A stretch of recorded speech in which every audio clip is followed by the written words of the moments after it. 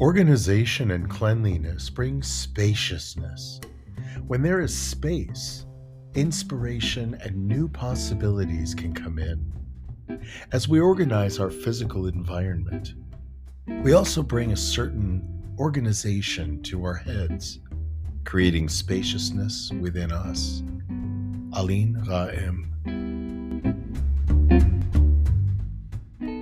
Welcome to the Lost Traveler podcast. I am your ever-loving host, Henry Cameron Allen, and today I have a new friend joining us from Israel, Rebekah Saltzman. Welcome, welcome, welcome.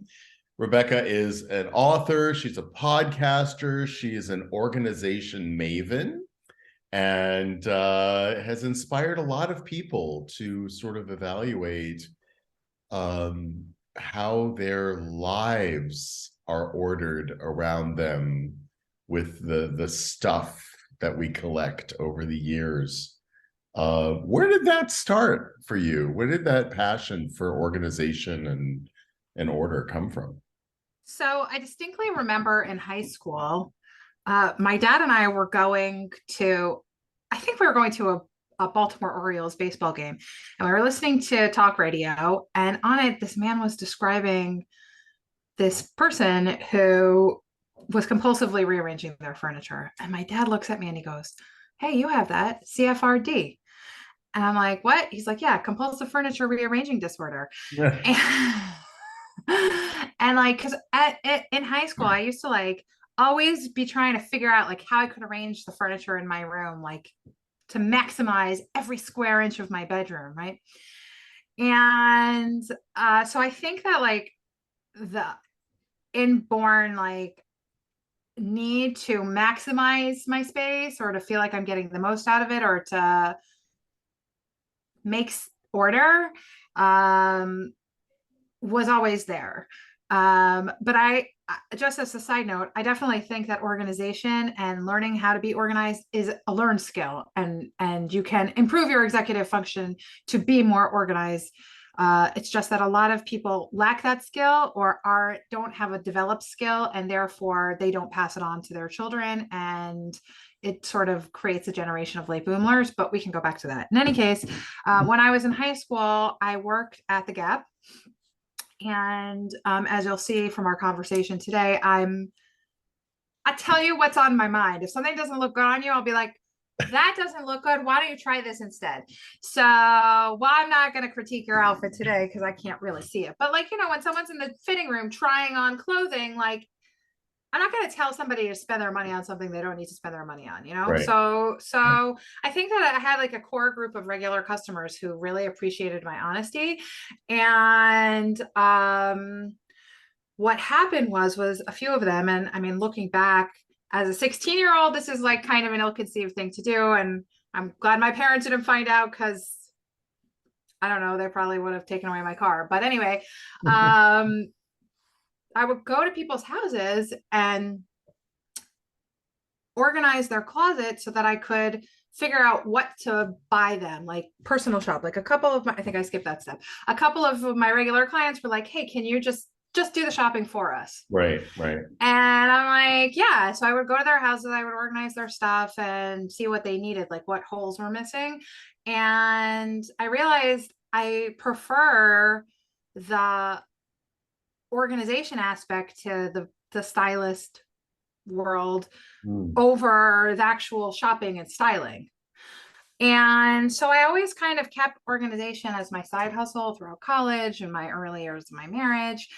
And then in like 2011, 2012, I was starting to have like a lot of discontent with my life. I had 3 small kids, and I was working at a job where I wasn't making a difference in the world. And I realized this is not my purpose in life. My purpose in life is to leave the world better than when I found it. And I was making a product that wasn't good for the environment, that a lot of people had to sort of suffer to make. And I just felt like this is not where I want to be. And of course, I'm not going to quit my job without having a new job, right? So I answered an ad for a couple who was downsizing before their move to Israel. And this was still when we were living in New York. And I got the job to help them downsize. And I realized I love doing this. I am making a difference in their life. Yeah. And instead of getting all this stuff to the landfill, I'm finding like real places for all their stuff. Maybe sometimes it was just recycling, and that's, fine. But, we were really finding places and homes for all the things that they no longer need. Now, I don't like to use the word hoarders because that's very extreme. They were like on the borderline of being there. Like they weren't dirty, which a lot of hoarders are, but not always. But like hygiene is sometimes a problem for people who are hoarders. But they just had way more than they could manage. And when you have that much stuff, it's really difficult to keep things clean, not tidy, clean, Right. because you always have to move things to clean things, right? And it Right. becomes like overwhelming. So it's just easier to sort of clean the small areas as they need it. And when they offered me the job, I realized, I love doing this. So I quit my regular job and I started my own company. And that's how I really got started. I have like I always credit that move, that having enough power and strength to do that, to my mentor, Chaya Hinda Allen, who gave a course called Jewish Positive Thinking that enabled me to shift my thinking and believe that we live in a world of abundance and God was always going to give me what I needed. And that was the shift number one that happened to me. And number two was I read this book called Zero Waste Home by Bea Johnson. And I realized we all have too much stuff. And there's a popular Jewish proverb that goes, more possessions, more worries. And what I realized was within the zero waste movement, while some people take that as, kind of a religion, and I don't know that zero waste is totally attainable in today's economy, climate, market, lifestyle, whatever you want to call it. But I think we can all do a lot better. And what I realized was just, I thought that more stuff would make me more happy. But what it was doing was really holding me back. So I sort of developed this system over time where I would teach my clients how to declutter. Then we would organize. And then finally, we would find sustainable solutions so they wouldn't get back in the need to declutter again.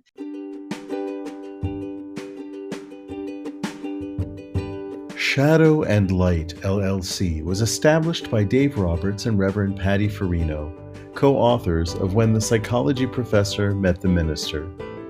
Their mission is to empower individuals to transcend life challenges by integrating spiritual practices with psychology to achieve peace. They are available for individualized spiritual counseling, virtual or in-person presentations and workshops to universities, organizations, and other interested groups, virtual or in-person book club meetings. For further information, go to psychologyprofessorandminister.com.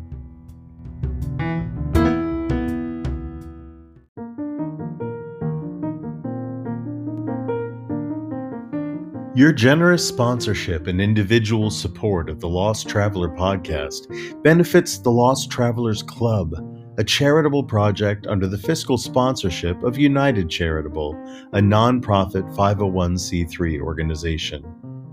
The Lost Travelers Club focuses primarily on the needs of parents who have outlived their beloved children. We recently launched our new Brain Candy Project wing, providing art supplies to children still struggling with critical or terminal health-related conditions. We hope to raise enough funds to launch Brain Candy, an arts and literature magazine created by and for these young people. Find out more at www.braincandy.online. Thank you. Now, even as a professional, I'm not saying you never are going to need to organize your home again, especially if you don't live alone, Right. because you use things and other people use things and they don't always put things back, but other people also accumulate. So even if you're careful about your accumulation, kids are notorious for accumulating at a very rapid level because it's just sort of like they're like little magnets and things just sort of poof, straight to them. So so I'm not saying you're never going to have to declutter again with my method. What I'm saying is it's a lot easier as time goes on with my method because each time there's less and less to declutter. Well, don't you think it also affects one's mental health? I mean, there's that old adage that the state of your home reflects your inner state. And if you are not feeling completely orderly in your thoughts and in your soul, that's going to reflect in your environment. If you're not feeling completely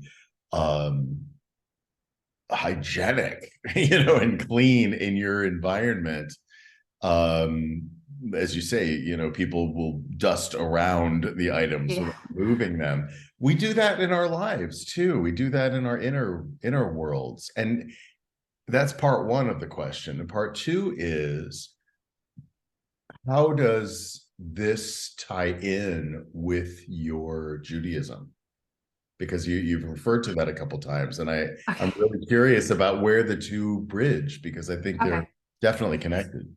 So you're probably going to have to remind me about the second question again, but I'll say regarding mental health, 100% when you have less stuff, it makes a big difference to how you function on your day-to-day life. But even if you have a lot of stuff, having everything, in Hebrew, we have a word, misudar, right? Having a place for everything and everything in its place, that's key. When you can open up a cabinet and know that that's where you can find the Tylenol, or that's where you can find your socks, or that's where you can find the forks.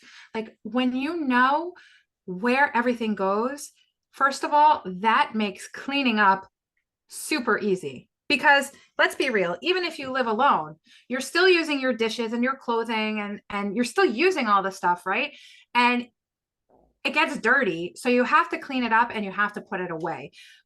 But here to do, cleaning up and tidying up becomes much easier when you know exactly where everything goes. So Right. that's the first step. But specifically for people who suffer from mental health, or mental health issues, I always try to advise them to push themselves towards the minimalist side. You don't have to be a minimalist. I don't consider myself a minimalist, but I always try to push them towards having less, building a capsule wardrobe for themselves, having only the items that they need in the kitchen. Because what I find is, it really, there's a large scope of mental health issues, but Yeah.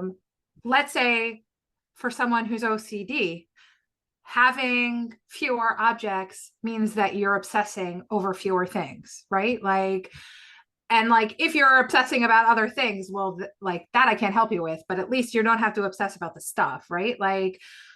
People who are bipolar often tend to compensate for their ups and downs by shopping. So if they can get a handle on having less in the house in the first place, when high or low something comes up like that, it makes it easier to cope with afterwards because there's less to deal with, right? So Well, we call it shopping therapy. I mean, yeah. if we are, going through a time of anxiety, which let's face it, who in the world is not? Um, go right to Amazon, go right to Yeah. online buying, and the packages that show up your door. Not only people who are afraid to go out of their homes because of COVID or because of violence in their communities or whatever. We are isolating ourselves from one another, and to see a friendly face who's bringing you A something package, something fun, that a you want, package, right? and it may not be something that you remember buying, but it's kind of like, a surprise gift. Yeah. Oh yes, I remember, I ordered this. That's a dopamine injection right Yes. there. Yes. But then there's 100%. also, I think there's anxiety, as I say, most people, I would venture to say, are going through a difficult time emotionally, and struggling with anxiety. And I think that we tend to, as humans, buffer ourselves so that we feel safe. Do you find that a lot of people who hoard? I remember my grandmother was also meticulously clean, and everything was in its place. Everything had, but you open the closets in her garage, they were Tetrised in. Every little box. Well, I might need to get a gift for somebody someday, so I'm going to get him a card shuffler. Like, she had 20 card shufflers. She had 1,000 cans of gefilte fish that probably were expired for years. So that comes from being children of the Depression or Exactly. World War II, or exactly. And that's a separate thing where you're growing up in a scarcity situation. Fear of it. Yeah. I feel like, while I could understand why it would fall in the mental health category, I feel like that's more of like a general mindset, because it's not necessarily like, it's not mental illness feeling scarcity as much as just you grew up in that, and that's something that you always go back to. Well, there are also people who were persecuted. It's trauma for sure. It is trauma, and that's, but I don't want to classify it as mental illness. I don't know enough about the classifications to say that, but I think trauma falls into a different category than mental illness. So I just want to be mindful of the fact that trauma is definitely different than they're in the dance. Someone who has they're definitely they're related, I think. But again, that's not my area of expertise, so I don't want to, but I'm pretty sure they fall under separate. But yeah, someone who's having that kind of trauma and like a scarcity kind of lifestyle definitely falls into that. But what I love about living in today is that we live in a world of abundance.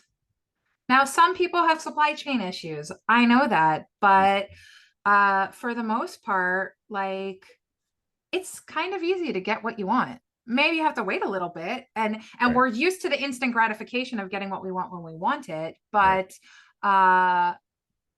there's a lot of abundance right now.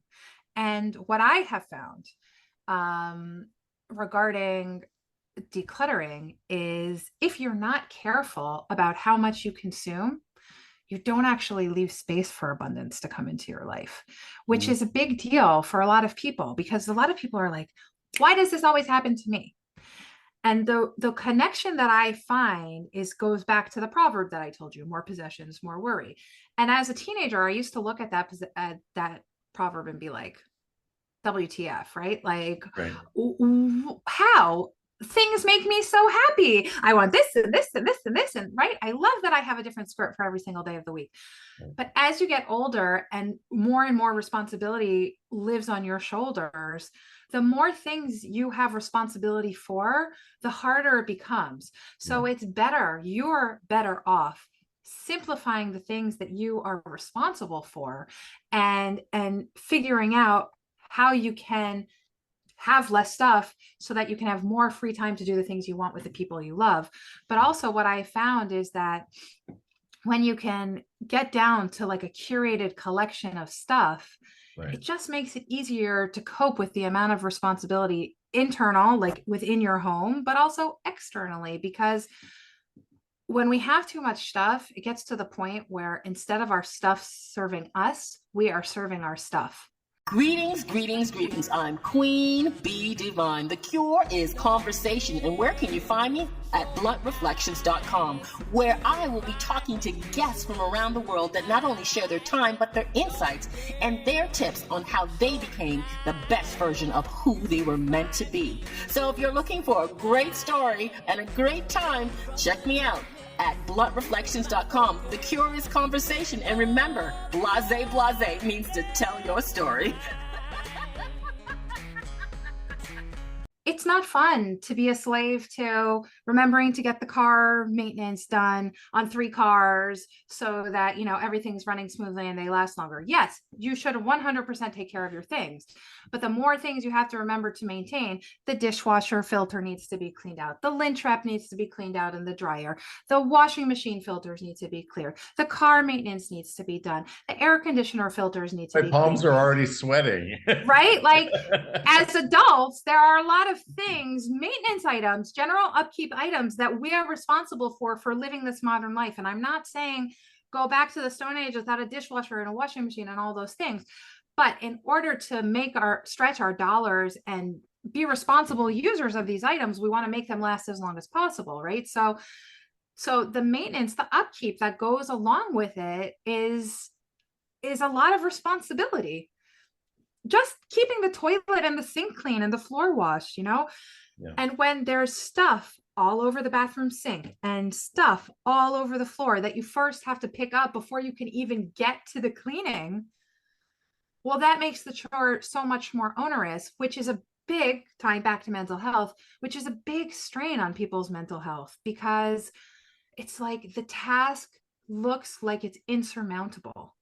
Like, they look at it, they say, I don't know how to solve this problem, and they just shut the door. I can't deal with this today. Exactly. Like, I don't have the mental capacity to deal with it, even though if you would deal with it, your mental capacity would be improved. And I find that it doesn't take that long. It's not as daunting a task because we don't live in, most of us don't live in gigantic spaces, right? Where we can get lost in space. But, it really, if you do, my son and I used to do what we called a Mary Poppins cleanup.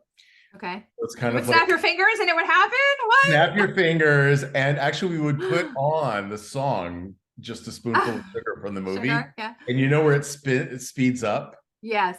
In the framework of the song, from beginning to end, and as it sped up, we would speed up.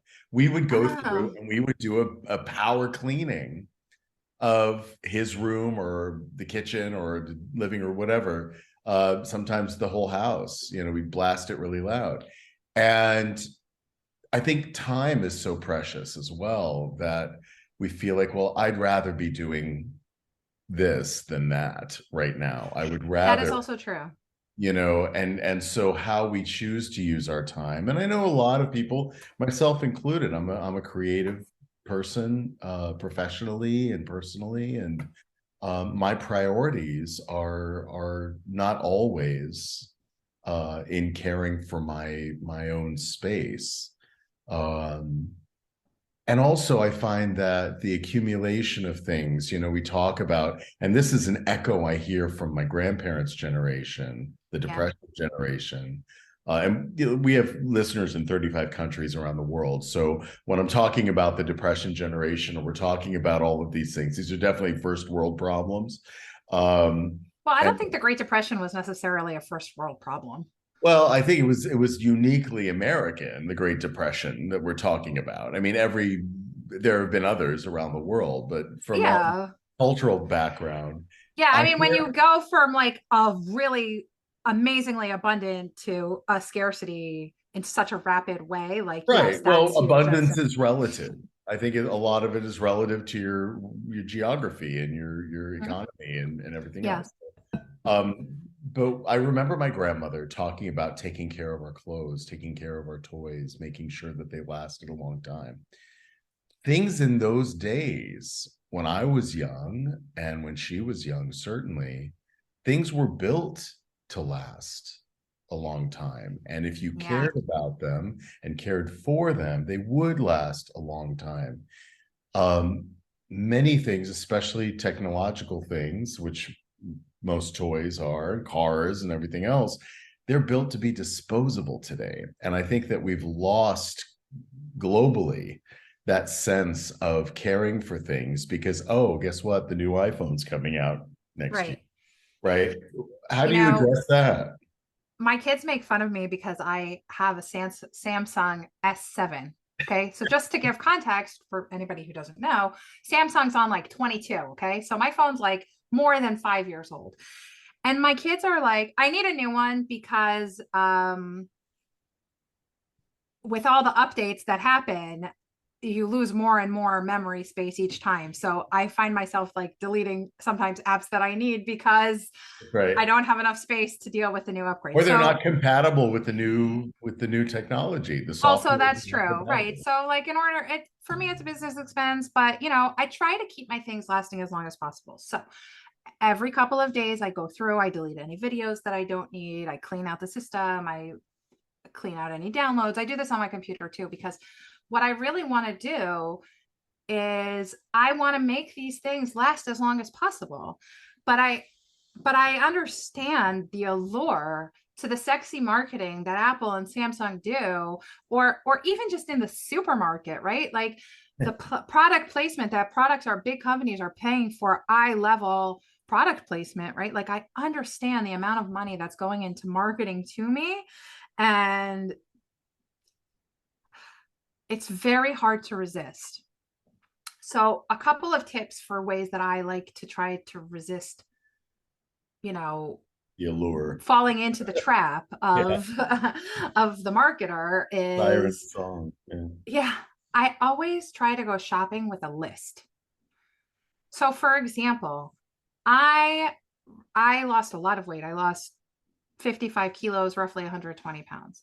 And thank you. I had bariatric surgery. I'm like upfront about it, but in any case, I do need some new clothes because everything is really big. And I took a bunch of pieces to the tailor, and a couple of ways they were able to get creative so that it didn't cost me that much money to get them fixed. And they were pieces that were such good condition. It was just like, it made sense for me to keep using them and just taking off a little bit so that I could keep using them. But there were just some pieces that I felt like I need a couple of new pieces. And I ran into a friend this morning, and I'm like, wow, you always look so put together. I love it. And by the way, I have a degree in fashion design. And she's like, by the way, most of my clothes are thrifted. And I'm like, oh, can we go shopping together? Because I don't like going thrifting alone, because Right. I find that I don't mind going shopping in general alone, but I don't like going thrifting alone. I love to go thrifting, but I don't like to go alone because I find that you need like the second set of eyes for someone to sort through all the stuff with you. In any case, I said to her, she's like, well, what do you need? And I said, listen, here's what I'm on the hunt for. Some new scarves, because I cover my hair with scarves. I need a white blouse and a black blazer. And I said, that's my list. If I find something else, like, what I would do is not necessarily buy it. I would ask the shopkeeper, hey, can you put this on hold for me till tomorrow? I would go home and I would think about it. And if I still couldn't stop thinking about it till tomorrow, then I would go back and buy it. And this is the same thing I do when I'm shopping on Amazon. Is every time I think about something that I need, I mean, obviously there are consumable items that I need, like vitamins, like we go through them, and obviously you need to buy more. That's not a thought process, right? That's like, yes, I need this. But there are things sometimes that we need or want where I'll go through, I'll find it on Amazon, I'll put it in my cart, and then I won't check out for a few days, because then I go back to it in a few days and I think to myself, like, do I really want this? Is this really worth bringing it into my house right now? What's going to happen? One of the other things I try to take out to the end is, what's going to happen at the end of this object's life cycle? Is it something that I can recycle? Is it something that's just going to be used up? Like, what is it? Upcycle too. Yeah.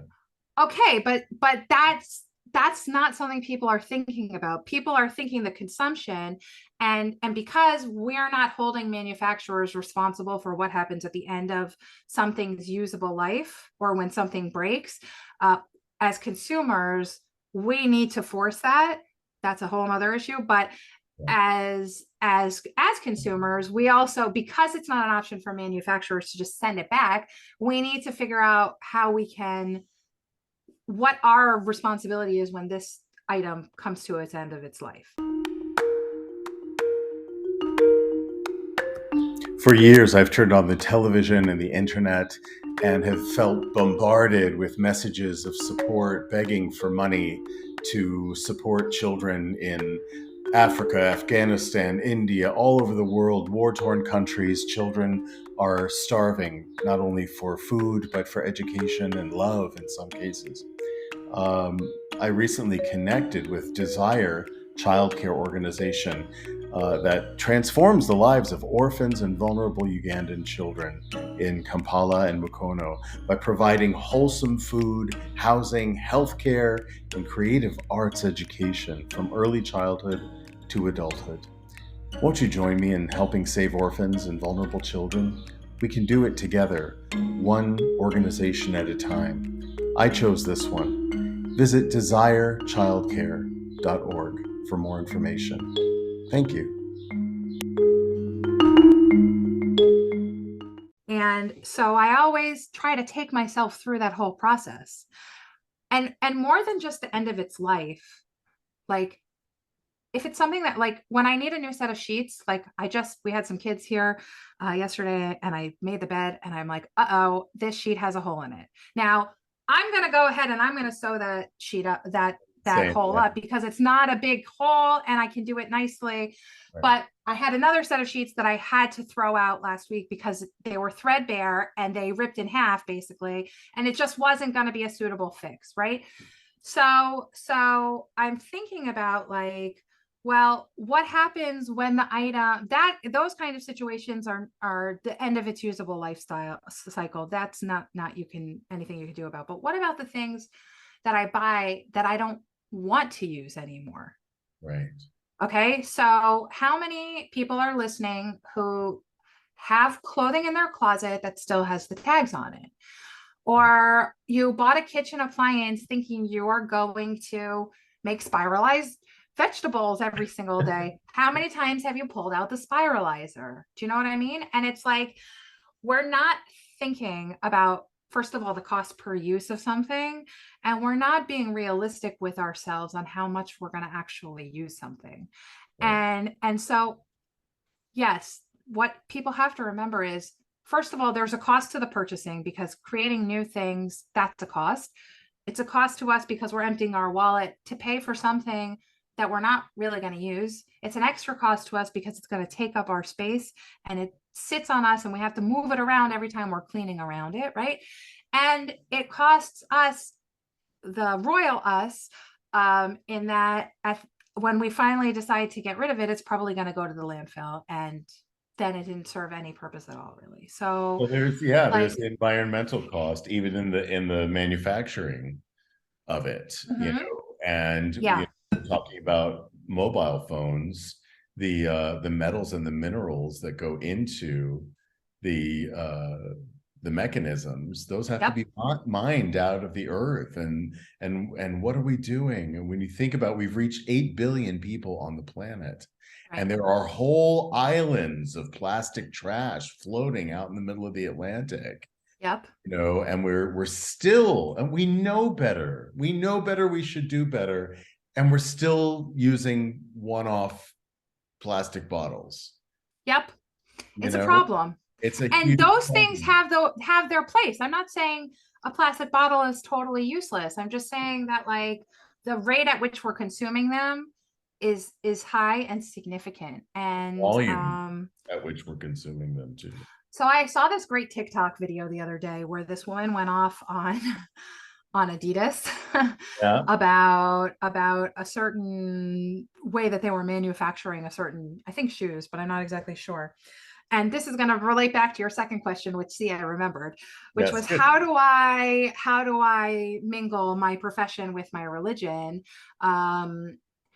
What she was talking about was, like, how Adidas is using unfair labor practices, and in fact was employing some Uyghur labor in their Chinese factory, which, as we know, is basically slave labor today. And that extends to Africa and to other places that are now run by the Chinese. Yeah, but specifically the Uyghurs are very heavily oppressed for being Muslim in China, right? Yep. And it's a shame. And it's sad, and it, as a Jew, it hurts me terribly, because, you know, as Jews, we always make the statement, never again, right? Referring to the Holocaust. And it makes me deeply sad to see that it is happening again, even if it's not with Jewish people. Like, no people should be oppressed just for for any reason, but specifically not because of their religion, right? Right. So from an ethical perspective, I think that we have a responsibility to not consume more than we need, both because it's not healthy for us, it's not healthy for the environment, but also we need to think about the cause and effect that our demand places on the economy, in terms of like who's being affected to bringing it to us at a lower cost, right? Like, nobody should be forced to do slave labor just so I can buy something for $1.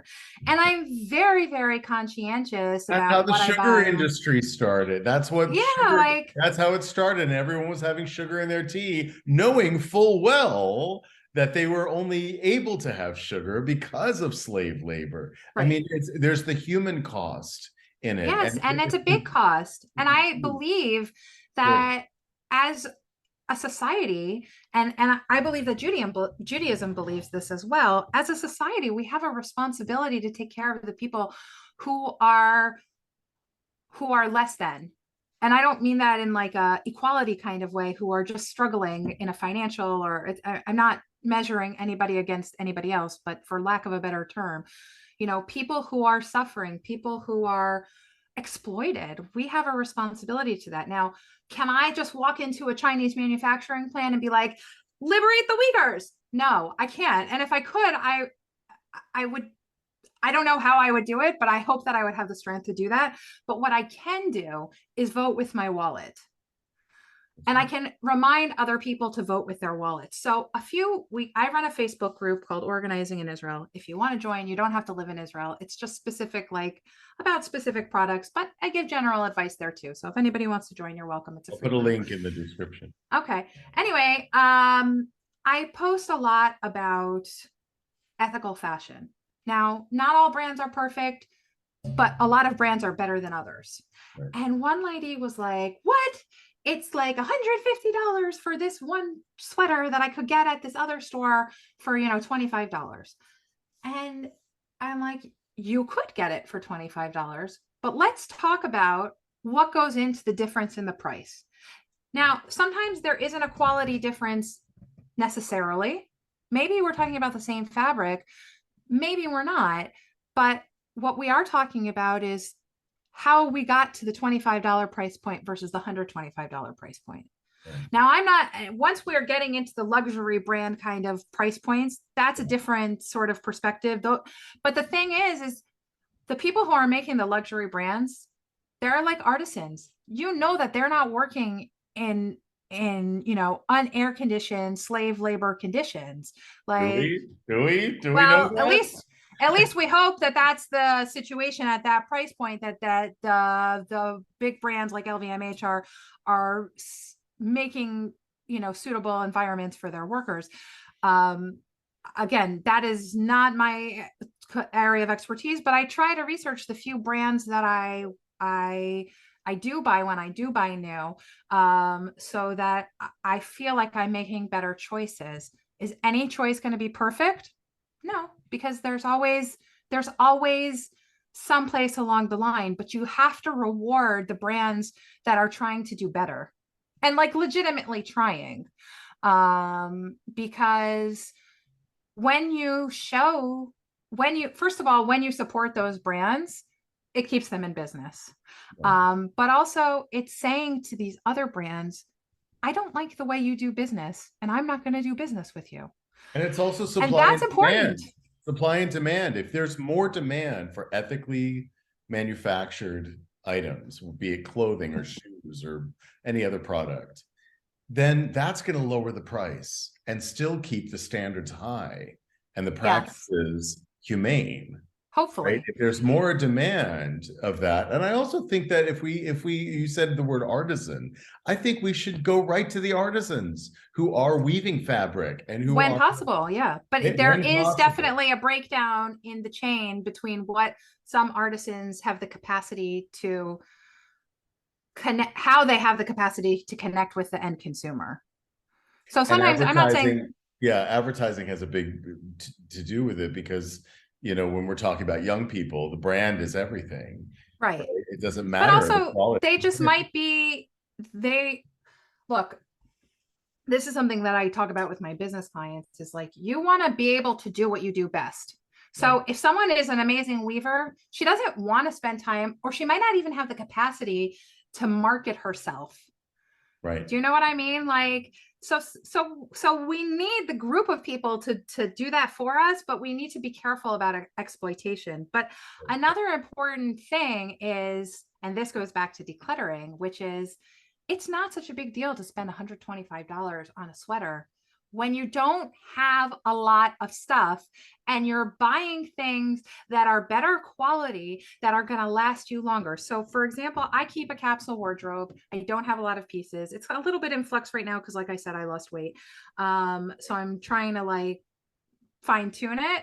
But even so, I have like 4 pairs of leggings. I have 2 wool dresses, and I wear a lot of merino wool because merino wool, it's not antibacterial or antimicrobial like a lot of producers say it is, but what it is moisture wicking, Yes. which allows it to be more breathable, which means you can wash it less. So I'm willing to spend more on pieces that will last me longer, that I have to wash less, because that takes my time, that takes energy, it takes my energy and like actual energy And water. and water, right? Like there's a lot of things that go into it. But because I have fewer items and because I'm being thoughtful about the color palette and how things go together, I can more easily replace something when it needs to be replaced. And I can afford to say like, okay, the $125, while it is a big deal, isn't as big a deal for me because I'm not chronically shopping. Right. I'm making better decisions and better choices, and I'm being satisfied with what I have for longer. And because I'm not going to count my like dressy clothes in this equation, although I have done a full count of all my clothing before, including socks and underwear, and like the headscarves that I wear and everything. I had fewer than 400 pieces, Yeah. which might sound like a lot, but I think if most people did a count without socks and underwear and shoes and everything, you would see that that's not an unreasonable amount. When you consider outerwear and shoes, sweaters, every Well, there's season, also I included. the wear and tear of wearing the same thing all the time. Right, but That's that's the gonna thing. lessen When you the buy life of better the garment. quality clothing, it lasts longer. Right. You And know if you're what? not washing it as much, that Yeah. makes it last longer too. Balance, pain mitigation, range of motion, athletic performance, focus, memory, immune system support, and REM level of sleep. All this and more made possible affordably with no pharmaceuticals, no injections, or invasive treatments. Just socks, insoles, and patches made stronger with the tactile patterning of Vox Life products. Scientifically proven to work and guaranteed. Now in the USA, Canada, and the UK. Visit www.dianedinkmeyer.voxlife.com. That's Vox, VOXX, Life. You'll be glad you did. I made a choice this about a year ago, a little more than a year ago, that I had the realization at 56 that I really didn't enjoy wearing pants. Okay. And I remembered even in childhood, I didn't like pajamas.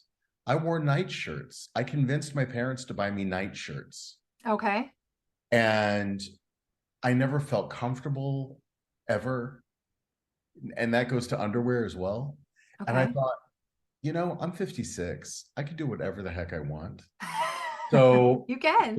80% of this world of men wear some kind of skirted garment, whether it is a kilt or a lungi or a dhoti. You know, you'll see in the Middle East, you'll see these, you know, long caftans and things like that. And so I thought, you know, I'm in the south of Spain. I'm not far from Africa. I'm not far from Morocco. You know, why not? Why not? So I went to the big open air markets. Yeah. And with a friend of mine, always bring a friend. Yeah, always bring a friend. Always bring a friend. And it was summer, and I picked out maybe 3 or 4 pieces of cotton fabric. And we measured the standard size of a lungi, which is basically, it's like a sarong type garment that you wrap and you fold, you know, you make a pleat. Yes, yeah. And you see them a lot in India and Indonesia. And so she hemmed them and she cut them to size. And I was so free and comfortable all summer long. Everyone else, all the other guys around me were complaining about how hot they were in their jeans. And I said, you know, I'm not hot at all. When a breeze blows by, I feel great. I feel air conditioned. So over the last year, I haven't worn pants in over a year because of that. And and the winters are quite cold here. So I'll go and find linen or a thicker fabric. You should look for wool jersey. Wool jersey. Like merino wool jersey. Yeah. You know, all that stuff. And of course, at the markets here, the outdoor markets, there are mountains of fabric of all kinds. I opt for natural fabrics, cotton, linen, and, you know, wool and things like that. I've got a couple of great wool skirts.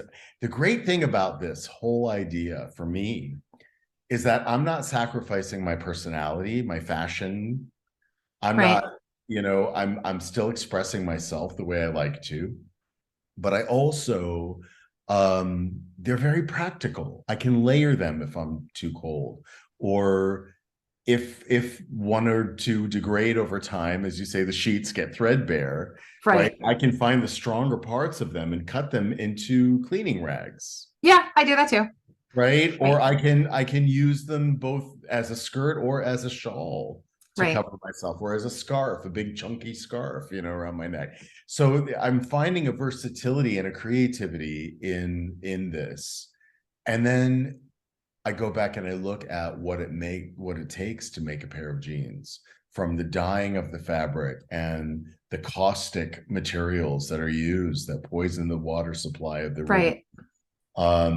The child labor and the oppressive, you know, labor that goes into making most garments that we use in the West, only to get, even if we do pack them up into a hefty bag and ship them off to goodness knows where, there are mountains of used fabrics, discarded fabrics from the West all throughout the East. Yeah, it's a big problem. It's a huge problem because we aren't thoughtful about what we buy.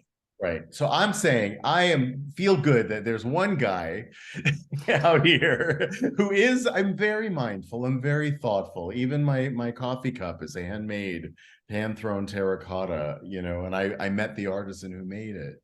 I'm very choosy about what I have in my personal collection. I have a storage unit back in the States that I need to go back and go through again, because as I'm developing my personal habits in understanding the history of a product, be it a garment or be it a, you know, furniture, art, or whatever, I'm getting pickier. And just by doing that, being that, and talking about it with you, that gives permission to everybody else to do the same. You have my permission. Anybody who's listening. Everybody if you need a sign from the universe, this is your sign. Like, don't be afraid of the secondhand market. I think there's this like, ooh, it's used kind of thing, but like, who cares? Who cares? Just wash Like, it. Wash it. And yeah, if you it wash has a it. hole in it that's too big to mend, use one of your other threadbare garments and cut a patch and make something beautiful and unique. Yeah, in that situation, I feel like people are more reluctant to do that, mostly because I find that most people don't have the skill set to do that. Right. So I'm okay with you saying like, this isn't useful to me anymore.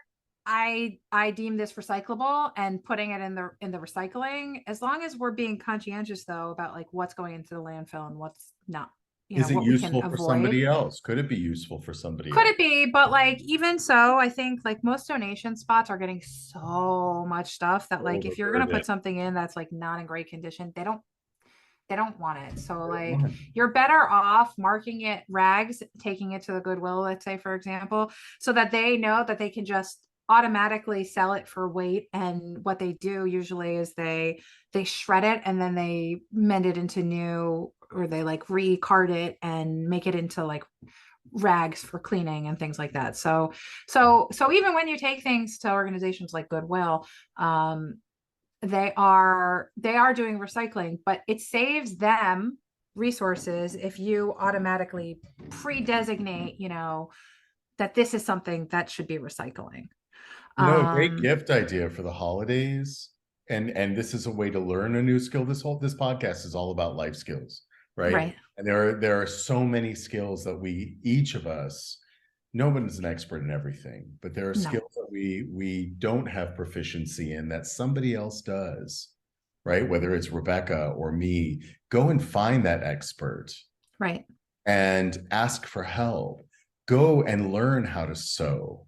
Basic sewing skills. That is going to serve you. A gift that I give to a lot of young people is a sewing kit. One of the best gifts anybody ever gave me was a sewing kit. I'm so shocked when people don't have them. I'm like, oh, like when I go to a client and I'm like, oh, look, it's missing a button. And they're like, okay, I'll take it to the tailor. I'm like, well, just give me your needle and thread. I'll fix it for you right now. Exactly. Or take a bunch of. I don't have any. You're exactly. I'm like, really? You have all this other stuff, but you don't have a sewing kit?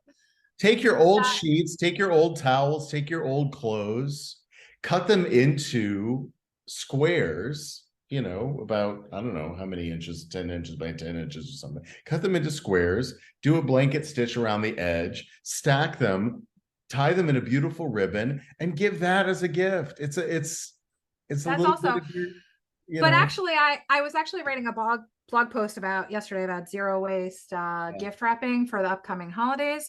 And I put a link to someone doing, I'm going to say this wrong, furoshiki, which is like the Japanese art of wrapping with fabric. I love that. And so like, you have some sheets that are like, now I found this sheet, I'm gonna sew it. But if it was past to the point where like I really couldn't sew it, I'll probably just cut it up, leave it large, and yeah, actually, for the Jewish holiday of Purim, it's very common to give baskets of food. It's not common. It's the custom. What You're supposed to give baskets of food to your friends. Now, I don't make a lot of them because the rule is you're only supposed to give one basket to two people with 3 different blessings of food in it. So each food has its own kind of blessing, right? So what I always give is a bottle of wine. I give homemade challah, which is bread, and I give usually a fruit. So 3 different blessings, okay? And my husband makes the typical cookies that we eat on Purim, which are called hamantashen, which are triangle shaped cookies with filling in them inside. Typically, what's your favorite filling? So I love prune. I do too. But actually, here in Israel, they make amazing ones. Like they make savory, they make like sage and sweet potato is so good. And they make like meat and like so good. Wow. So if you ever have the opportunity to come to Israel around Purim time, that I think is the best time to come to Israel, because the weather is phenomenal. And I mean, it's like the end of the rainy season, but like usually it's pretty warm, but it's not so hot that like, you know, whatever. And you can still dip your feet into the sea. So it's a really great time. Plus Purim is just such a fun holiday in Israel. It's so fun. But so what I do is no, it's okay. So what I do is I wrap the challah in a tea towel.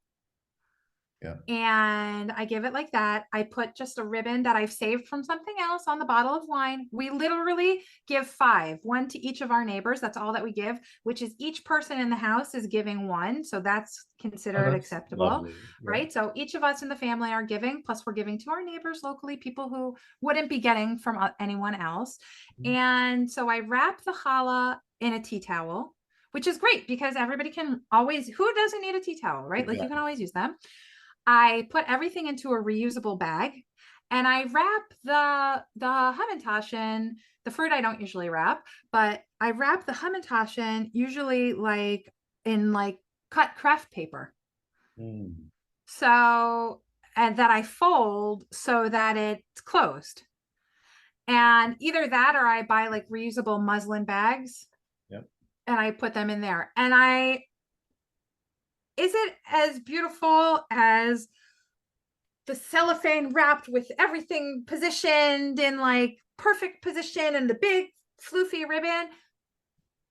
I think it's more beautiful. Maybe I'm sorry, not, but to me, it's like beautiful. A reflection of me, you know, like I get the beauty of doing that big floofy thing with all these packaged items. I get that. But like for me, this is really it's authentically me. It's like, I bake these things for you. I put myself into this for you. I chose things that like are for you. And yes, it might not be the commercial way that we are used to doing things today, but that doesn't make it less than.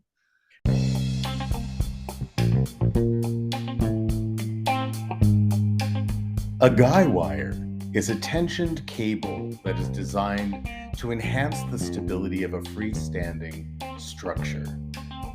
Think of me as your guy wire. In terms of life skills mentoring, you're perfectly capable of standing stably on your own 2 feet. But I'm a cable that can enhance your stability. I'm available for individual or couples counseling, life skills mentorship, child loss grief support, LGBTQ+ support. I can also officiate weddings, end-of-life ceremonies, baby namings, invocations, or whatever guidance you may need. I serve all genders, all ages.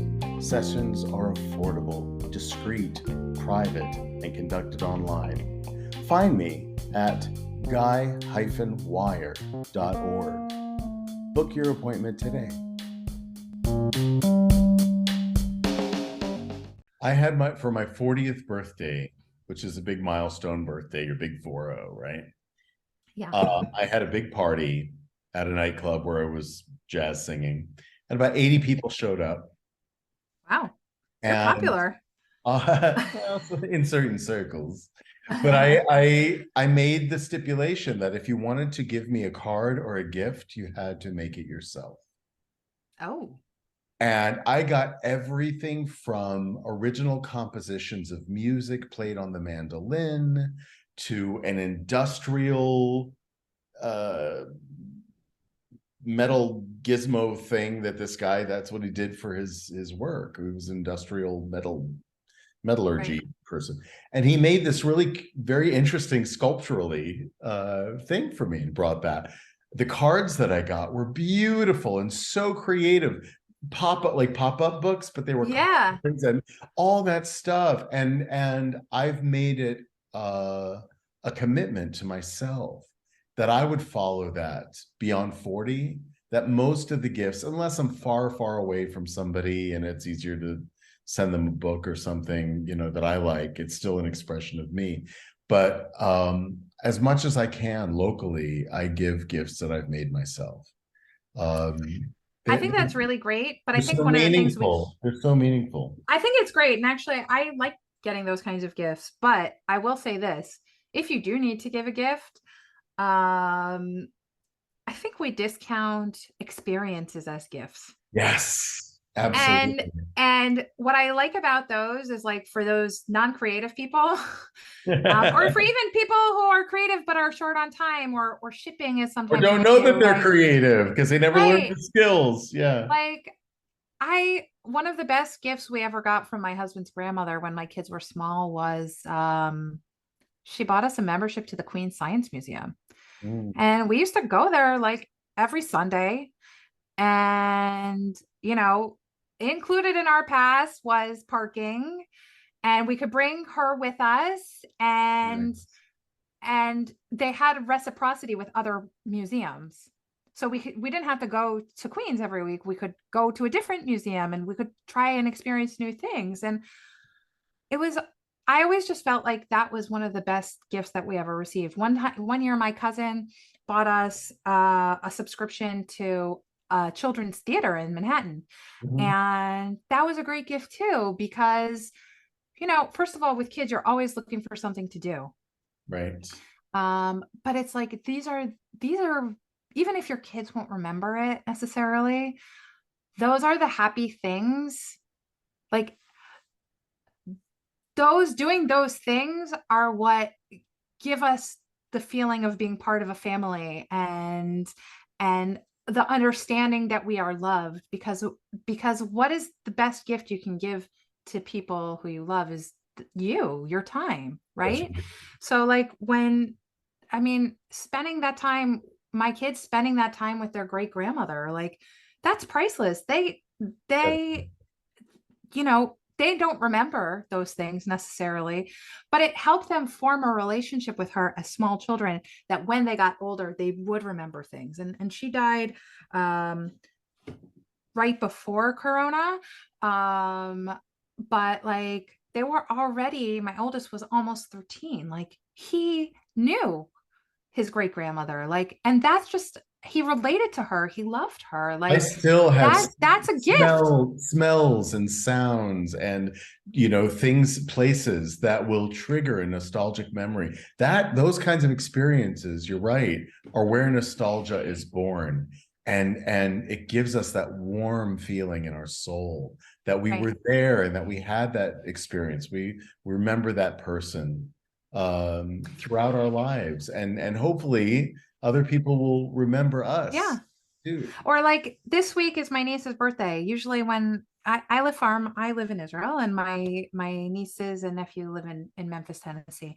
And I always try to get like DoorDash and send them Baskin Robbins, Yeah. because it's like, well, I'm not there with them. And if I was, I would be happy to take them out for ice cream, but I can't. So like, that's my way of celebrating with them. And Go then have like, this they look experience forward, on me. right? Yeah. They look forward to getting a pint of ice cream that they can like eat over a couple of days and share. And like, it's fun family time with them. And like, in our house, we don't really give birthday gifts, but we do have birthday traditions. So we eat ice cream for breakfast, we scratch off lottery tickets, and we usually go out to dinner. Like, Nice.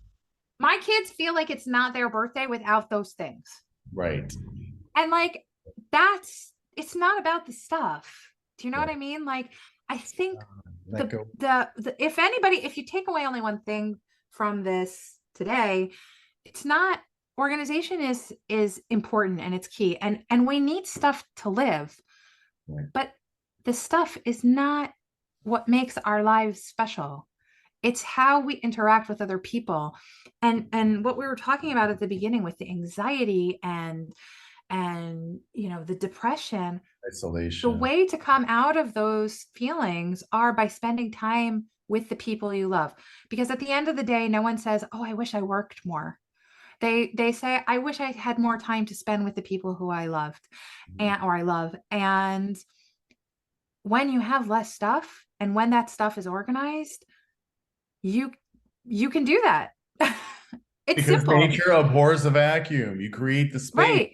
And something better will Like, hopefully something better will like fill that. literally, I have dinner with my kids almost every single night. Okay, there are some nights that like that's not happening, but like, you know, because we live in a busy life and someone has plans this way, or we have to go to parent teacher conferences or whatever. But like, that's our mission, is to have family dinners. Today's election day, so it's a day off. My oldest brought two friends home with him. We all sat down last night and had barbecue, and we all sat down today and had pizza that we made together. My son and my younger son and my husband made the pizza. My daughter and I did the dishes on the cleanup. Like, does anybody want to stand there and cook? Does anybody want to stand there and clean up? No. But even the onerous task of doing those things is more fun when you're doing it with somebody else.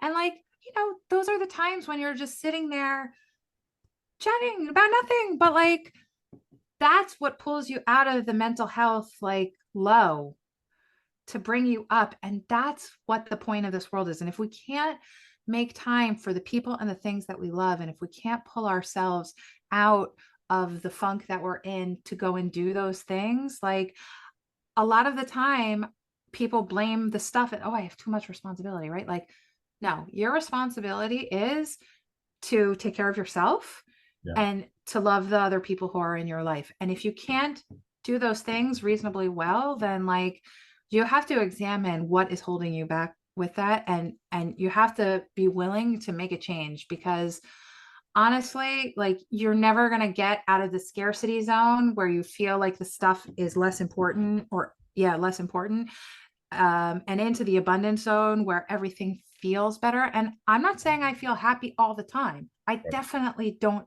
feel happy all the time.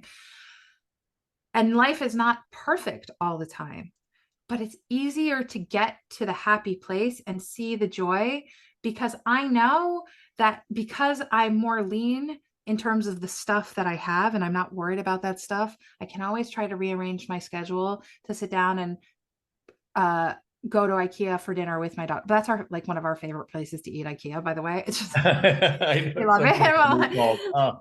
Delicious. I know, but it's different here because it's kosher and they separate the meat and the dairy. Oh, right.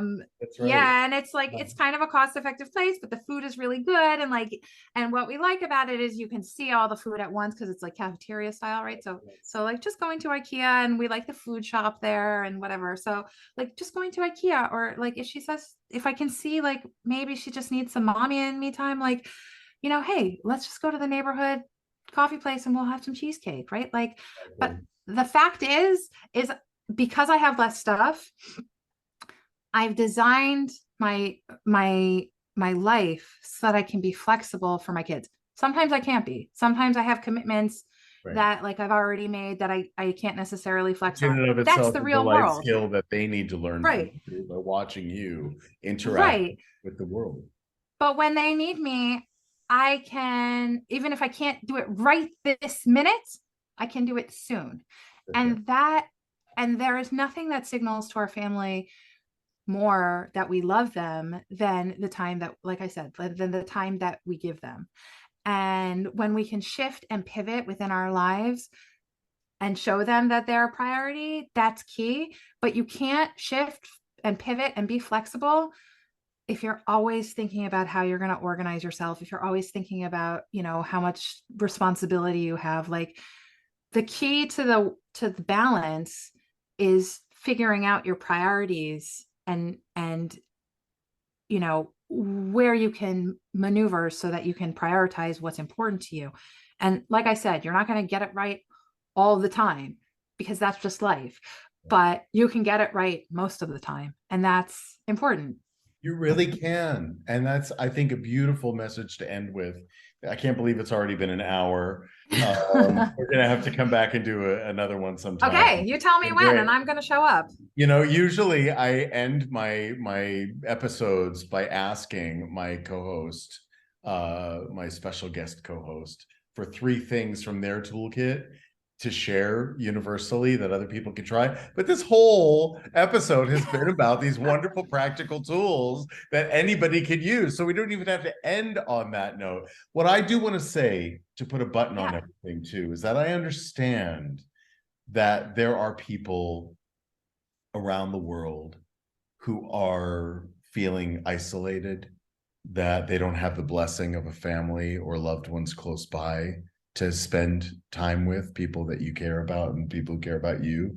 There are people who are feeling very lonesome. Perhaps they've been in quarantine, or perhaps they've been ill, and they're not in a place where they have a large circle of friends locally to lean on or to spend time with. And to those of you, I would say, go and volunteer. Go and find somebody who needs you. Find your people. Find your people. Find the group of people that you resonate with. And maybe it'll take 2 or 3 different places. Maybe you can go and sort through those giant mountains of, fabric at the thrift store, or a soup kitchen, or just go sit in the park next to somebody who looks lonesome and strike up a conversation. There are always ways. Humans crave connection with one another and community, and the community is out there. So go find them. Donating to charity in someone's name around a cause that your friend is passionate about is another gift, is another way to show that you're thinking of them, that you honor and respect their passion and their interest in helping, being helpers in the world. So help yourself, self-care, put the oxygen mask on your face first, and then go out there and save the world, because you can do it. Thank you, Rebekah. Thanks for having me. We'll do it again. I can't wait. Me either. Take care. Bye.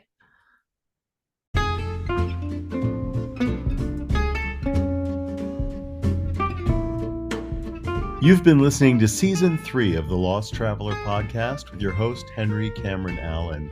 Visit me online at www.henryallen.org. Thank you to all my guests, and thank you to my listeners all around the world. I couldn't do this without your support.